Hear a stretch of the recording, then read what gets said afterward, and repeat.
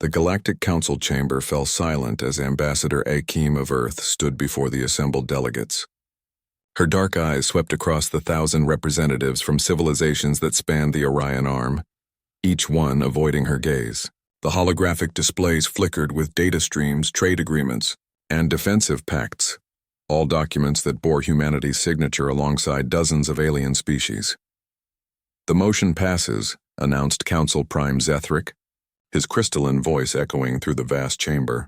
"Humanity's request for expanded colonization rights in the Outer Rim is denied.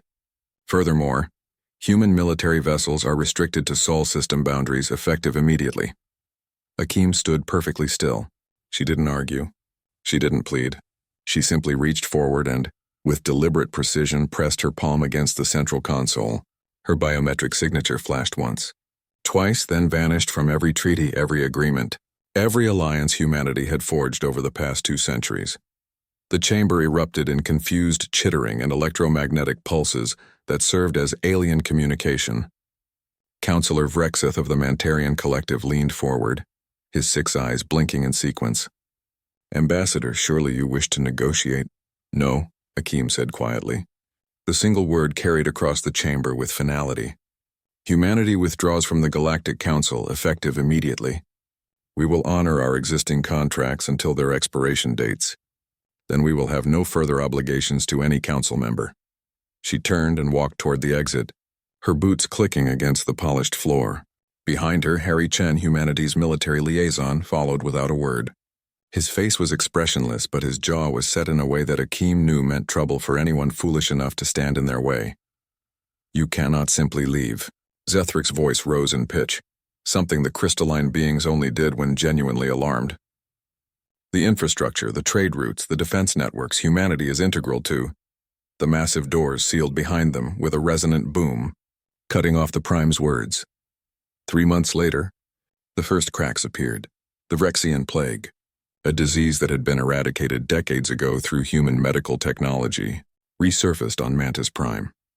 The Mantarian Collective sent urgent requests to Earth for assistance. The messages went unanswered. Not rejected, simply unanswered, as if humanity had already forgotten the Council existed. 6 months in, the Krell Dominion found itself facing a rebel insurgency on its mineral-rich colony world. For years, human tactical advisors had helped maintain order and train peacekeeping forces. Now, with those advisors gone, the Krell military floundered against guerrilla tactics they couldn't comprehend. Their rigid, hierarchical thinking couldn't adapt to the chaos of asymmetric warfare. The trade routes began to fail at the 1-year mark. Humanity had been the backbone of galactic commerce, not because they were the richest or most advanced, but because they were everywhere. Human merchants, with their strange willingness to take risks and their bizarre concept of good faith, had connected disparate civilizations. When they pulled back to Sol System, those connections dissolved like morning frost. Akeem watched it all from Earth's orbital command center, her expression unreadable. Harry stood beside her, reviewing tactical reports on a holographic display. "The Yalthani Concord is requesting humanitarian aid," he said without looking up. "Famine on 3 of their agricultural worlds. They're offering full restitution and an apology for their vote." "Add it to the list," Akeem replied. The list had grown long. 73 civilizations had reached out in the past year, each one offering something: technology, resources, territory, if humanity would just come back. "The Council has dissolved," Harry continued. Zethric stepped down. "They're fighting amongst themselves now, trying to fill the power vacuum." Akeem turned away from the viewport, her eyes meeting his. "They never understood us, Harry. They saw our adaptability as instability, our innovation as recklessness, our compassion as weakness." "They understand now," Harry said with a grim smile. She nodded slowly. "Yes, now they understand that humans don't beg. We don't grovel. When we're not wanted, we simply leave." 2 years after humanity's departure, Ambassador Zira of the Reformed Galactic Coalition arrived at Mars Station, humanity's new diplomatic hub. The station was a monument to human engineering, sprawling and chaotic, with sections that seemed to defy conventional physics, bustling with ships from a dozen human colonies that had sprung up in previously uninhabitable systems. Akeem met her in a conference room that overlooked the Red Planet. Through the viewport, massive terraforming equipment carved through the Martian landscape, transforming the ancient world. Ambassador Akeem, Zira began, her translator device struggling with the emotion in her voice. The Coalition wishes to extend an invitation for humanity to rejoin. No, Akeem said simply. Zira's tendrils wilted. Please, you must understand. We were wrong. We let fear guide us. We didn't realize how much we depended on. That's the problem, Harry interrupted, his voice cold. He stood by the door, arms crossed. You depended on us. You used our engineers, our doctors, our soldiers.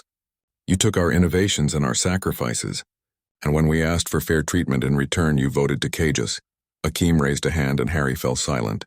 She turned to Zira with something that might have been sympathy. We don't hate you. We don't seek revenge. But we won't be returning to the council, reformed or otherwise. Then what will you do? Zira asked desperately. Akeem smiled. Not cruelly, but with the confidence of someone who had already seen the future. What humans have always done. We'll explore, we'll build, we'll thrive, but we'll do it on our own terms. She stood and walked to the viewport, gesturing at the stars beyond. The galaxy is vast, Zira. You taught us that we weren't welcome in your corner of it. So we'll find our own corner, or make one. Harry stepped forward, pulling up a holographic star map. Hundreds of human colony markers dotted previously uncharted regions. We've established 73 new colonies in systems the Council deemed too dangerous or unprofitable. We've made first contact with 16 civilizations that never knew the Council existed. We're building something new. Zira stared at the map, her form shimmering with distress. You would divide the galaxy? You already did that, Akeem said softly, when you decided we weren't equals. As Zira's ship departed Mars Station, she sent one final message back to the Coalition. They don't need us anymore. They never really did. We needed them, and we didn't realize it until they were gone. In the conference room, Harry turned to Akeem. Think they'll learn from this? Akeem watched Earth rise over the Martian horizon, beautiful and blue against the black. Maybe, but that's no longer our concern. We have our own future to build. Without saying another word, they left the chamber, walking toward humanity's new destiny among the stars. A destiny they would forge themselves, on their own terms with no apologies to anyone. The galaxy would remember the day humanity left. Not for the speeches or the drama, but for the silence and the void that silence left behind.